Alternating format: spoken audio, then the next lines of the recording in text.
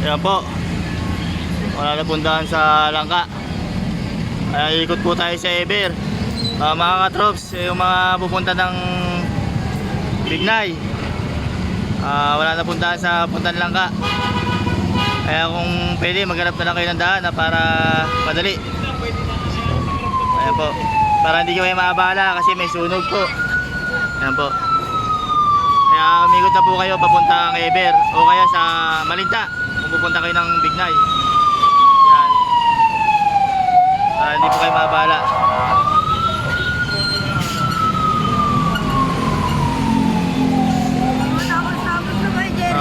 Mula gabi pa po yung sunog. Kaya huwag na po kayo dadaan dito sa sa Puntan Libdong Langka. Walang daan. Ang daan nyo papuntang Eber. Wala, alas 8 pa ng gabi po yung sunog.